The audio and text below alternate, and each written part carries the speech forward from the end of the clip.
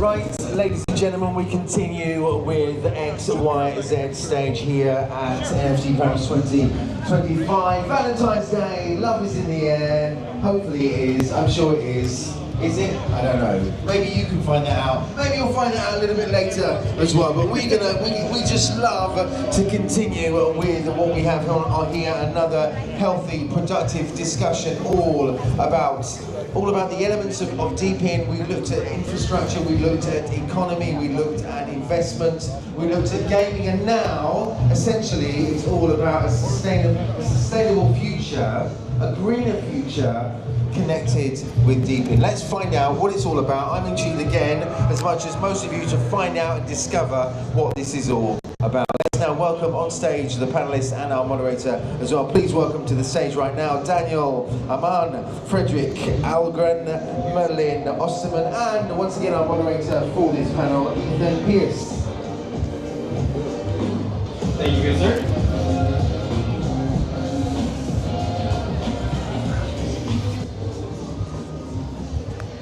All right, welcome and thank you. This is going to be fun. I'm excited for our discussion. Thank you for joining us as well. My name is Ethan Pierce. We're going to start with just quick intros to give you some context about why these three particular people are going to be speaking about this sustainability and energy around everything decentralized conversation.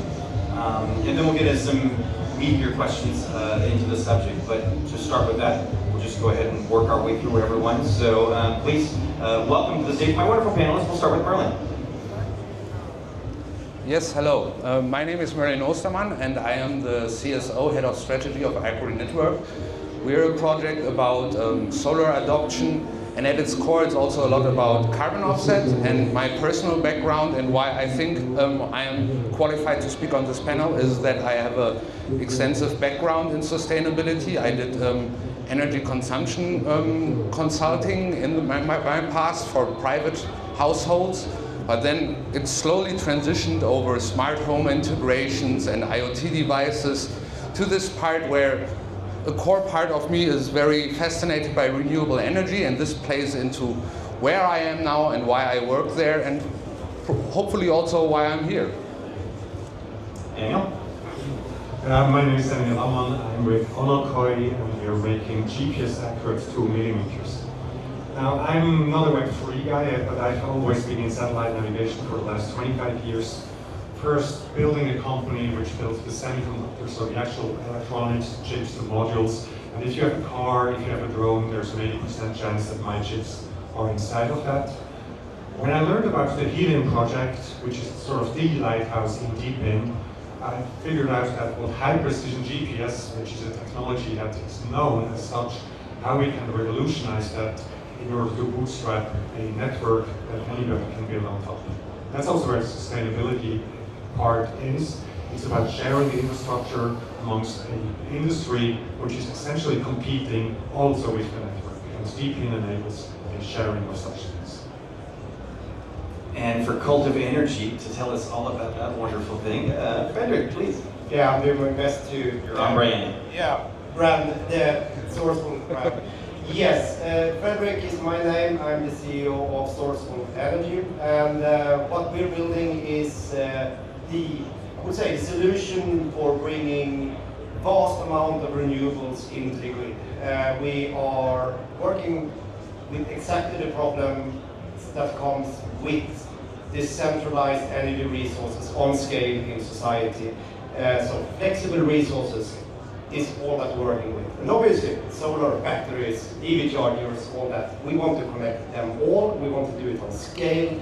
And we want it to be easy and permissionless for every person, every homeowner to actually do that. And we are. So you mentioned helium.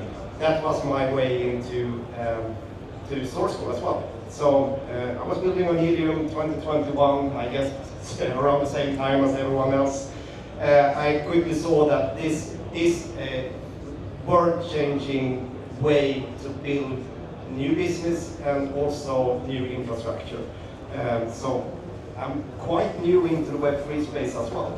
And I think that's actually a cool story that with Helium and the DePIN movement, we see more traditional players like like us, that actually joins in and are on stage at an NFT Paris event. I would never have imagined like 5 years ago, but that's the case. So my name, again, is Ethan Pierce. I'm the founder of Borderless Ventures, which invests into Web3, AI, creator economy, sustainability, based in Tallinn and in Singapore. I live here in Paris. Also founded the Creator Economy Institute because I'm very passionate about how these technologies enable pretty much everybody to now build things through AI, no-code, Web3, all these kind of things. Which takes us into our fantastic discussion around DePIN. So for those of you, I'm going to assume since you're here, you understand that DePIN means decentralized physical infrastructure, but that's really important to understand that DePIN is infrastructure, because that's why a sustainability and energy conversation is very important, because we are talking about the compute resources behind all of this. So we are talking about energy usage, water usage, all of the ways that this impacts the environment, because these are the computers behind all the stuff we're talking about. And so to that point, first thing for maybe us to discuss is if Web 2 works, why do we need a Web 3 version of this?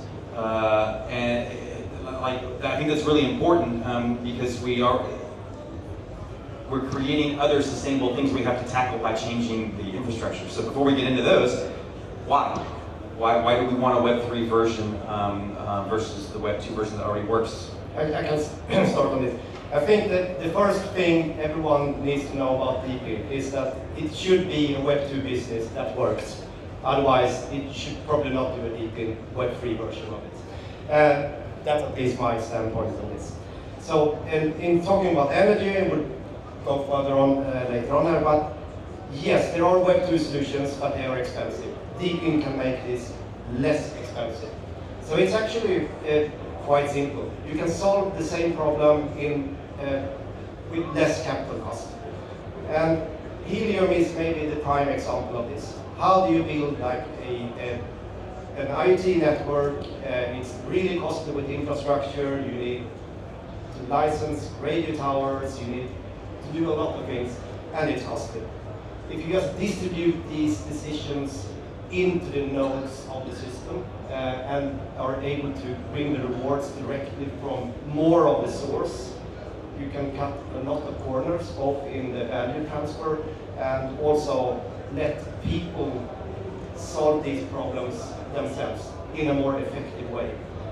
Sort of like a beehive or whatever, like you solve things in the nodes of the problem. I think that's it. And for the energy space, it's an extremely hard problem for big utility companies that always consider everyone in here as a consumer. That's what you are for the energy companies. If you want to become something else than a consumer, they don't have the solution for that.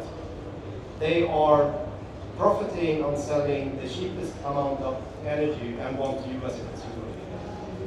That's not how you build an energy network where everyone can participate with the resources. So there needs to come new solutions. That's my take on it. Daniel, Web 3 versus Web 2, why? So I fully agree with what you just said. If there's not a Web 2 market, then why do a Web 3 version out of it? And in my point of view, just making it cheaper cannot be the only reason. I think there must be a more fundamental problem that you can solve, and you can. With the DePIN approach, you can go into areas where for traditional industry, it wouldn't pay off. In the case of GPS, you need to have a station every 20 kilometers which measures the satellite signals, which in turn gives you a view of the delay and is a measure for the weather, the space weather, that you can compensate to make your GPS more accurate. The traditional industry, they will think twice whether it makes sense to cover a country with stations every 20 or 50 kilometers, because they look at the business case and see, does it pay off, and to what extent does it pay off? And not only they do that, but also the competitors. So in the end, if there is a big market, everybody will be competing there, and if there's a smaller market, nobody will go there because it doesn't pay off for any of those people. So mostly in Europe and in the US, in the GPS side, we have an oversupply situation siloed into each industry. Whilst outside of that, Latin America, Africa, Southeast Asia, there's limited or no infrastructure at all. And the DePIN can solve both problems. In developing regions, it can bring out a network, a cost-effective network, without having to have anybody spend the capex to set up that infrastructure and have it operated by the community. Whilst where there is an oversupply, you can welcome all those stations which are already there, operated by private companies, and share them amongst the industry. So there's no need for new infrastructure being rolled out, but reusing what is already there and sharing it amongst the industry. I think DePIN solves it in a very elegant way on both sides, where there's an oversupply, but also where there's an undersupply. Merlin, thoughts? Okay, yeah. My two friends here, Frederick and Daniel, they have the professional background and they have the professional take. I will try the populistic take on this because, like, in essence, we're like, I would describe us all like as the third generation DePIN. It went from the hype and an initial launch to phrases like, yeah, we use it to bootstrap something. Now we are all like almost thinking about we need the demand first before we even build the supply. Everything is really on workable solutions. And what I think about having a populistic approach on it is that I am a very pragmatic person. So why DePIN? DePIN now because it has a little bit of adventure, excitement, and DIY in it. Like, the thing is, you don't, like, if you do, it also goes back to what Frederick said about costs. Like, if you're a big company and you want to set up things everywhere, the costs are not just big because, but also because your company regulations, you're setting up everything with partners and distributors. It's very complex. In DePIN, it's like, it speaks to the person who wants to get into the DePIN to have this excitement of, I can have a technology which usually companies use. I can have it on my own roof, in my own basement. I have this device, I am part of it. I get a return of it. So it's very easy to understand for people and they are willing to go above and beyond for it. Like, I have worked in two other companies before also, and how as a big company, securing a premium location in the heart of Paris, next to the Seine or something. Like, you don't know what costs you're facing there. Like, but if the private user actually lives there and he gets your DePIN device, you're already in it. And this is like what's happening in many steps in this. And so the adoption is much more focused on people that can live a little bit of entrepreneurship and a little bit of adventure, like get into the system, learn something. Like, I bet, for example, Onokoi, like half of the people on their Discords are already 50% progress to GPS experts to some sense, because they just want to get into it. They want to understand it and make the best out of it. Like, private users, because they only have a few devices, they tend to maximize efficiency. They want to exactly know, where do I position it? How can I get like 2.7% more out of it? I want it to be all fine and streamlined. This level of attention, you don't get that on scale from a big company. You rather get it there. And my founder uses the term long tail market.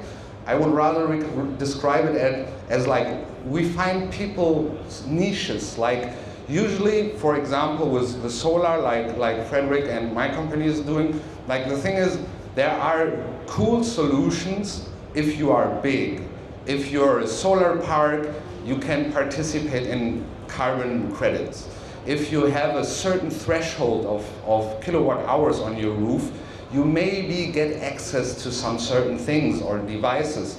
But some private homeowner with 3,000 to 11,000 kilowatt hours on his roof, he has this, and this is his own problem, and he can deal with it. But our companies deliver things, like both also here sitting, with combination of open source, easy available, cheap hardware, something that you can get a taste or a fraction of what the big players get, because our communities get collectively the service like a big entity would get. Like, all the Sourceful and Arkreen users get benefits like a huge solar park gets, because they are a community behind this company. And equally, it is like with Onokoi. You see this everywhere in DePIN, and this is why I would say DePIN is the way for this. So you all touched a little bit on some examples, but I'd like to maybe dive in for each of your perspectives on how decentralized technologies are actually being leveraged towards sustainability. You mentioned a few different cases of it. Definitely, if we're talking about kind of the edge users, the individual users, if their energy itself is renewable, that's already potentially an interesting improvement. It's spreading it out because maybe they're not all focused in one specific location. But for each of you, what are some of the actual applications where we see decentralized technologies making a difference in the energy and sustainability space? Yeah, I think we could take if we speak about the grid, like we want more, like most people at least, want more renewables in the grid. And the cool story about renewables is that they are now by far cheaper than the alternatives. So this is just happening by itself because of market economics. The thing here is that solar PV only produces energy when the sun is shining. So even though it's extremely cheap, cheaper than all the alternatives, it's still problems, and it's also weather dependent. So if we look at Germany, for instance, that's a good example. Yes. Lots of people have installed solar panels. And we see the effects of this, at least in the Nordic and the German and Netherlands market, is that we have negative pricing daytime when the sun is shining. That's not good for anyone. Well, some people that might charge your car get paid for it, but in overall, it's not good. It destroys the market. And this also destroys the adoption of more solar panels, because who would ever want to buy solar panels if you need to pay the grid for producing power? That's what happens now. And why is this a problem? Yeah, the problem is that every single solar home rooftop owner are their own little island. That's how it works now. If the sun is shining, I'm doing as much as I can to produce energy. Like, there is no coordination. And why there is no coordination? It's like the simple answer is that no one has built it and no one has made it effective.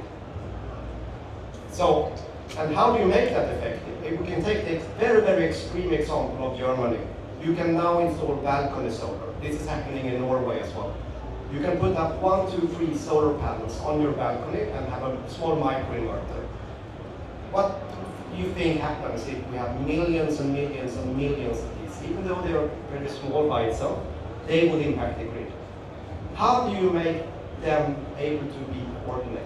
So if the grid doesn't need all that power at just that instant, which is the case, you should be incentivized actually not pushing power to the grid. It's in all interest.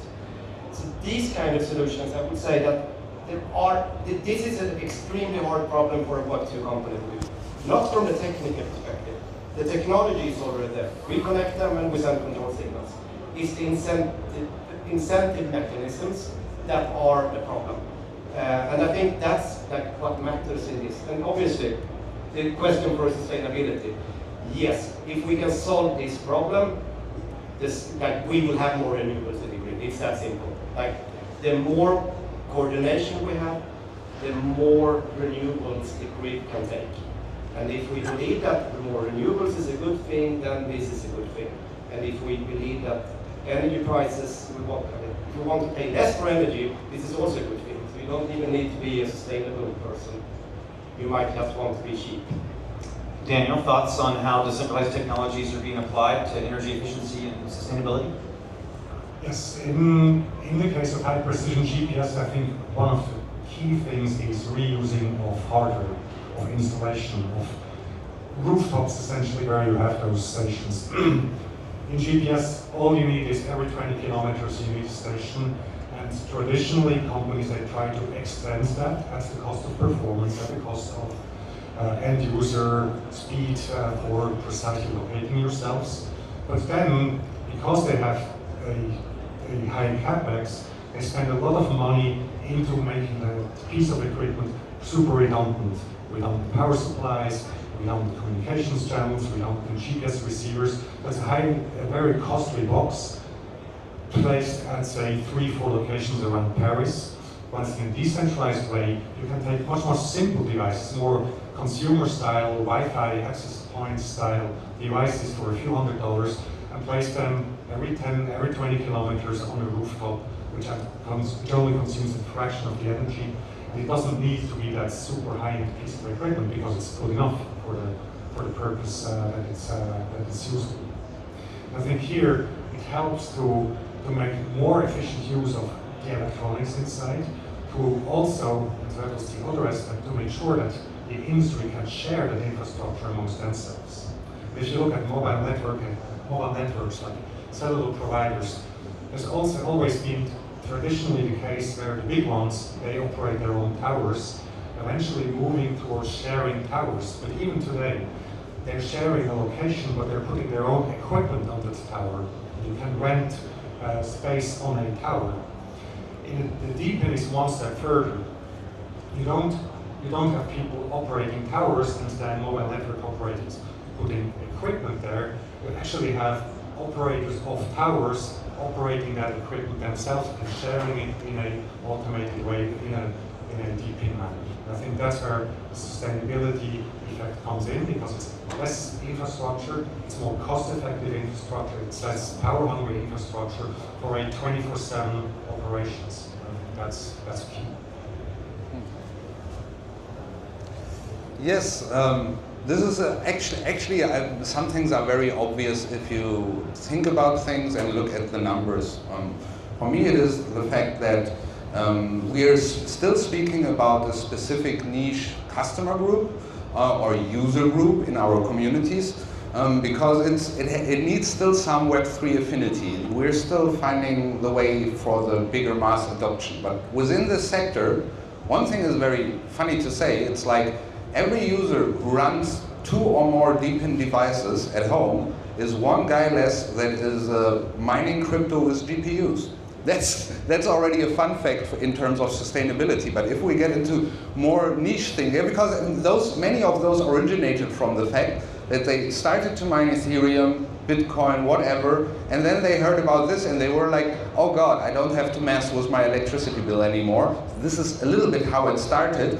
And you have those people there that are tech savvy and get into this. And then sometimes it is that things build the ecosystem and others are good to combine. It's very easy. Like, of course, on my roof, there is space. I have a home coil device. But although my company is also doing energy monitoring, I in pair have a sourceful device, because those things go well together.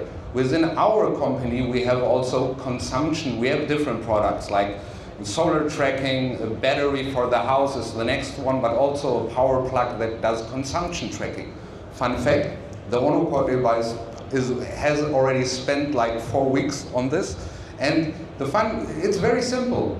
In standby, it eats 2.5 watts, and on peak of data transmission, it eats 12.5 watts, on an average of 4 watts maximum. That's nothing. That paired around private houses, like if you really just, like hardware, everything plays a role, because it's all open source and you get the antenna even on second hand all around the market, or you get it rather cheap because they don't use proprietary hardware, for example. Like, it's very easy to access those things, so the solution is cheaper sustainability-wise, but also it consumes less.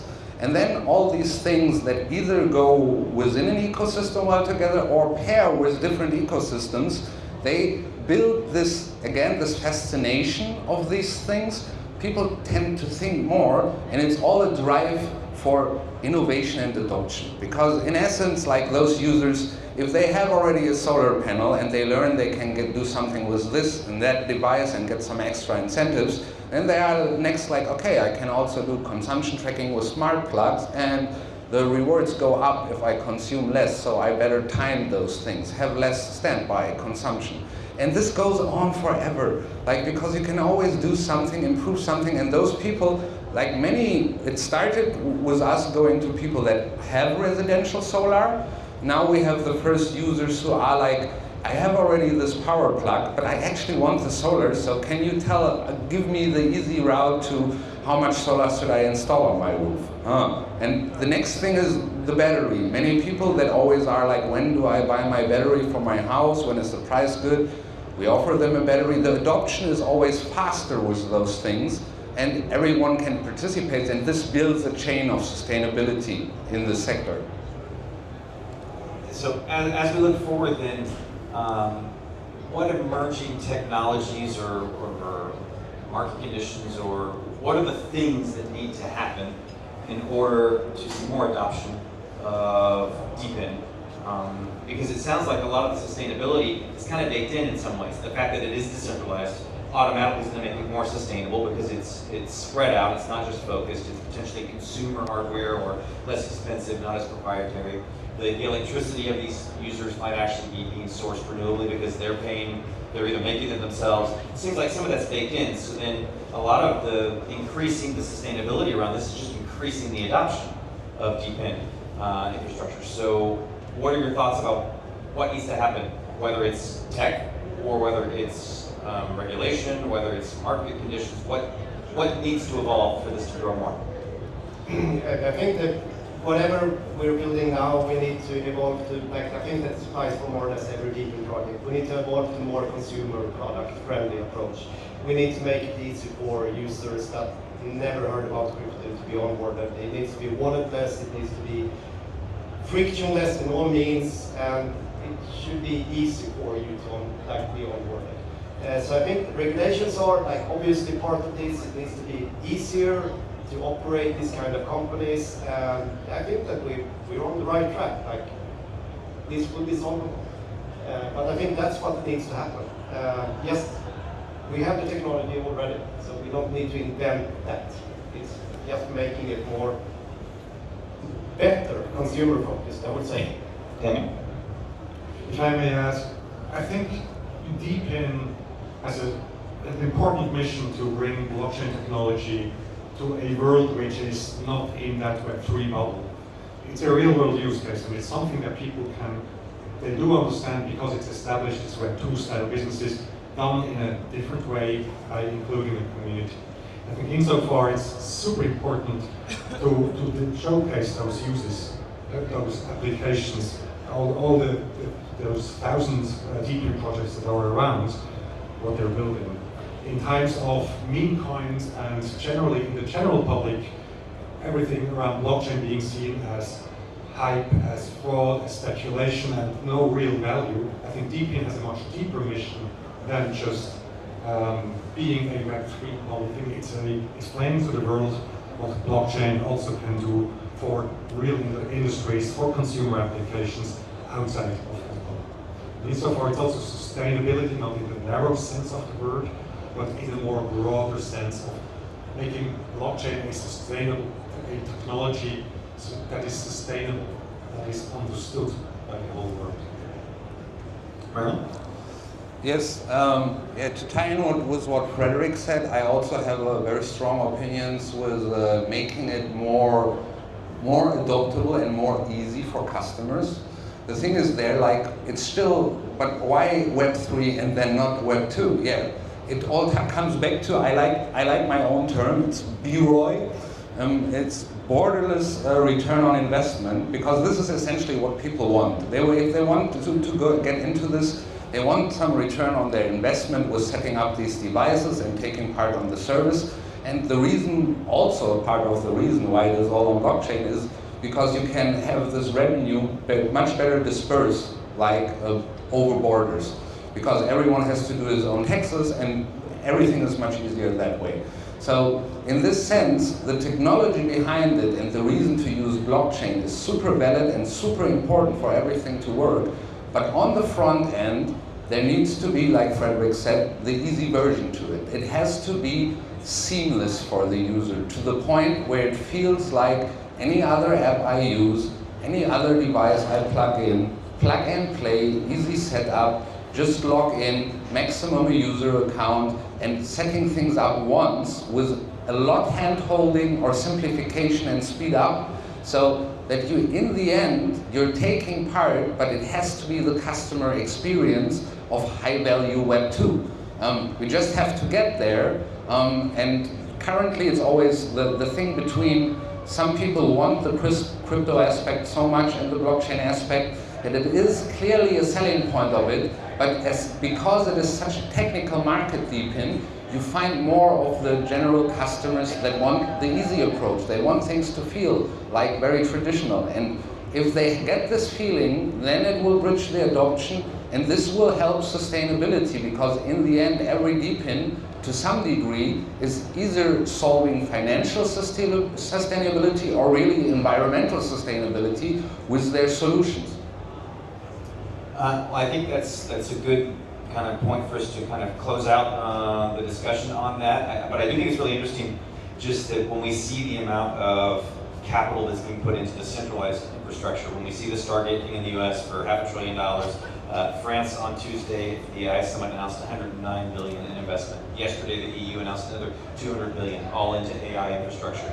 So we see the huge numbers being, well, AI, not just infrastructure, but primarily. And so we're seeing these incredible numbers around that, but what's really interesting here is the opportunity for that to not just be centralized, that there is a huge opportunity for the phone in your pocket as a supercomputer, you know, my refrigerator talks to my TV, like we've got all this processing power and stuff sitting out there on the edge. We talk about the other devices that you mentioned that can be made that are not necessarily as expensive or whatever to extend all these technologies. Decentralization can really take over the next step of this, and inherently is more sustainable for all the reasons that you mentioned. So thank you for all of those great points. Please give our Rockstar panel a huge round of applause. And they'll be available in the back if you want to have a chat with them.